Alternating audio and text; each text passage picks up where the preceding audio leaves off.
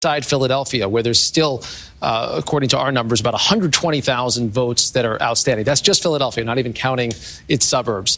Similarly, if you go up to Michigan, we don't have a lot in Detroit, only about 15,000. That's another 750,000 votes in Detroit, Dearborn, in Wayne County. And as we just talked about, Milwaukee. But those are the big urban areas, and that's what makes any lead right now potentially illusory. North Carolina and Georgia does look different right now, David. It's very hard to see how that ground gets made up because you start to see those blue dots shrink over time, and there's less and less vote. And if you get into it, you realize, Fulton County, that's 93,000 or 93% of the vote in, only 41,000 left. So where you get enough votes to shrink the margin becomes difficult to see at this hour. Mecklenburg, Charlotte already came in as well, and we're starting to see Trump, really romp the score. I mean, this is obviously not a meaningful number at the end of the night, but as of now, he's winning the popular vote by 5,600,000 votes. That will change with California. There's a lot of votes out there, but that's not a result that a lot of people saw coming, that it would even be close on the popular vote side. I think it's a function of all that rural run-up and how close he has kept it in all these other states. Extraordinary night unfolding. Rick Klein over at the big board. Rick, thanks. We do have some calls at this hour. ABC News can now project that Vice President Kamala Harris will pick up the 8 electoral votes from Oregon. She has won the state of Oregon. She's also won the state of Washington tonight. The 12 electoral votes from Washington will go to Kamala Harris. And we have a race to call in California tonight in the Senate race. Congressman Adam Schiff, 12-term congressman in California, beats Republican Steve Garvey. Obviously, that was an open seat after Dianne Feinstein, the late Dianne Feinstein. Let's get right to Kana Whitworth in California covering this race. Kana, what can you tell us? Yeah, so David, this will now be the first time in 3 decades that California will be represented by 2 male senators, and it is certainly an exciting night here for Democrats in California. We are at the Democratic Party where they do actually expect Adam Schiff to address the crowd here momentarily. This has been a race that Democrats have been very, very confident in this win. He is certainly a name known well across this country in terms of politics. He has been one of the leaders against Donald Trump in several issues, and he feels like anytime Donald Trump invokes his name negatively, that actually bodes well for him and his campaign. He's also been spending a tremendous amount of his own political capital helping other races in other battleground states, as well as down ballot races here in California, in particular some of those hotly contested and very expensive House races in particular. And you guys, I just spoke with Rusty Hicks, who is the California Democratic Party chair, and he said, California is generous with time, talent, and treasure, and he says they have doubled down on that this year because of who is at the top of the ticket, the daughter of California and Kamala Harris. He says they're sending busloads of people. They're making phone calls in other battleground states, David, including Nevada and Arizona. All right, Kana Whitworth on the ground in California. Kana, our thanks to you. I want to get right back over to Rachel Scott. Rachel, you got some interesting numbers coming in from Pennsylvania. Yeah, and really looking at State College. This is the county of Center. This is home to Penn State, and this is a college town here. So Vice President Kamala Harris hoping to do well here. David, I want to show you President Biden won this county. Clinton won this county. Vice President Kamala Harris underperforming where she needs to be at this moment, according to our 538 benchmark. Take a look at this. She needs to be at 51%. She's at 47%. Donald Trump ahead. This county has gone Democratic for the last 20 years. And right now, with 81% of the vote in, Donald Trump ahead. Very interesting. And I think there's going to be a lot about the youth vote and how it broke down and whether or not the gender gap bears out that we've reported on, John. And Trump had a huge rally in State College in these closing days. It was one of his biggest of the final rallies. A lot of college students turning out, waiting in line for a long time, sitting through a long rally. Really quite a story. And you have some exit polls on the youth vote in Pennsylvania. What are you seeing? Yes, Donald Trump actually doing 8 points better with the group 18 to 29 than he did when he was in 2020.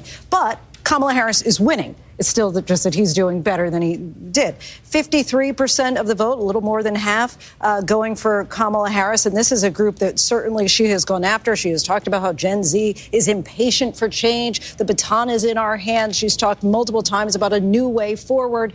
We're seeing more of the same in Wisconsin, where she's edging him out, but still he's doing much better than he did in 2020. Here she has half of that youth vote in Wisconsin for that 18 to 29, but Donald Trump's still outperforming himself from 2020. Well, it's really interesting because when I was over looking at Wisconsin with you, we were looking at Madison, and I was wondering if the youth vote and the gender gap is going to become a story in some of these key counties. And when you see Lindsay saying that Kamala Harris eking out by 2 points in the exit polls among young voters, and what is the benchmark of where she should be in Dane County? I mean, obviously she's beating him there, but a full point behind, and that's exactly it. And it's not just the percentages; it's often going to be turnout as well. And this is a county that Biden was able to get, I think, around 180,000 votes out of it. I talked to someone, a Wisconsin specialist, who said that's what you need. For years now, Reince knows this better than anyone. Democrats have been running up the score in Madison, the liberal college town, and said got as much as they can, and maybe they reached a limit tonight. I think it's really interesting. Thanks, Rick. We're going to stay on this. We're going to be laser focused on Pennsylvania, Michigan, Wisconsin, which we sound like a broken record. We say this every 4 years or so. And I think it's interesting that both Reince and Donna believe that this is going to be very close, particularly in a state like Wisconsin. And, you know, Reince is from there, so he knows Wisconsin better than any of us. So the numbers continue to come in. We'll be right back. Your local news. We're going to check in with your local news teams, and we'll see you a short time from now. Our live coverage of Election Night 2024 in a moment. David Muir, ABC's World News Tonight, the most watched newscast in America, and honored with the Emmy Award, winner for Outstanding Live News Program. More Americans watch World News Tonight with David Muir than any other newscast. Right now, votes are being counted, and tomorrow, GMA is right there with the morning's first news and breaking developments from our powerhouse political team. Tomorrow morning, when the story matters most, a special edition of Good Morning America with the election coverage you need. Whenever, wherever news breaks, it's so important to always remember that lives are changed. Here in London, in Buffalo, Uvalde, Texas, Edinburgh, Scotland. Reporting from Rolling Fork, Mississippi. Ukrainian refugees here in Warsaw. We're heading to a small community outside of Mexico City. Getting you behind the stories as they happen. ABC News Live Prime. We'll take you there. Stream ABC News Live weeknights wherever you stream your news. Only on ABC News Live. What's good to watch, read? Where can I get a great deal on what I'm just dying to buy? Oh, it's all right here. GMA Life. All the exclusive and buzziest celebrity good stuff. Deals and steals with amazing savings and the coolest lifestyle tips from Good Morning America. I love that so much. GMA Life. Streaming weekends on ABC News Live. Your weekend just got a little better with GMA Life. Hey! Good Morning America. Good morning, America. Covering the biggest events in the country right now. There's a lot going on. You don't just see it, you feel it. I'm in. I'm in. I'm in too. I'll be here. I am here and so happy. I'm in. I'm in too. Michael, George, Clara, Ginger. More Americans choose ABC News, America's #1 news source.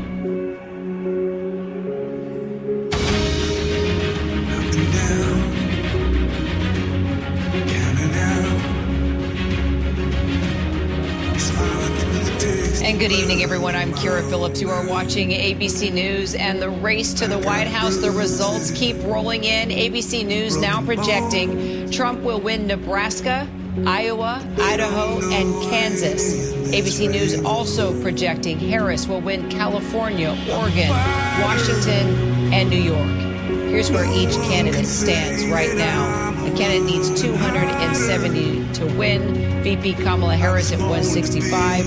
Former President Donald Trump, 214. Let's get right to Colorado. ABC News can now project that Colorado's ballot initiative ensuring the right to an abortion in the state constitution will pass. The amendment needed 55% of that vote to pass. Let's also take a quick look at the Senate overall at this hour. 34 seats in play, one notable win. Republican Senator Ted Cruz in Texas is projected to hold his seat after a tight race with Democratic Representative Colin Allred. Let's go straight to our Whit Johnson. He is in Mar-a-Lago tonight at Trump headquarters.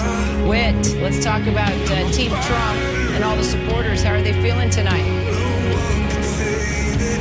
Hey, Kira, well, the energy is really starting to come alive here at Trump headquarters. You can hear the music behind me here, and they are celebrating as these states are being projected, and North Carolina has just popped up here on the screens here. Now, I should note that the Trump campaign has been putting some of these projections out here before we have, but I can tell you everybody's very excited and energized. One thing that we've also learned is that Speaker Mike Johnson is expected to travel from Louisiana to here to Mar-a-Lago to be with former President Trump tonight. He told the crowd he was actually at an event in Louisiana, and he told them that he was going to Mar-a-Lago, and that's something.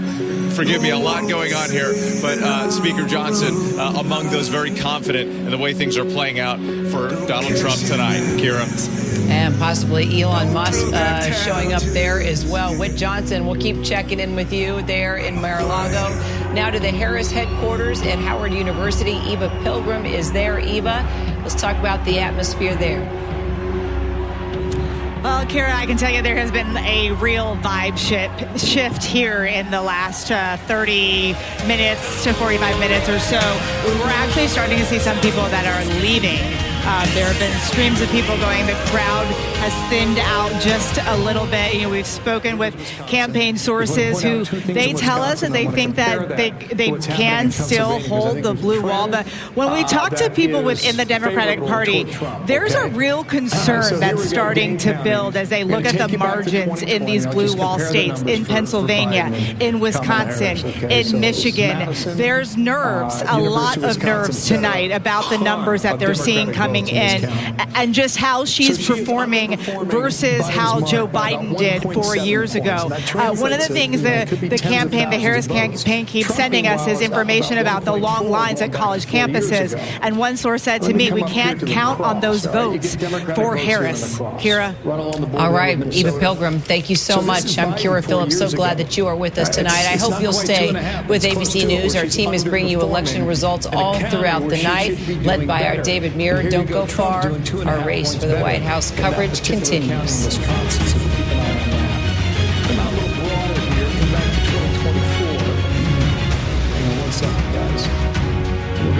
America's #1 news, ABC News, now streaming 24/7 on Disney+.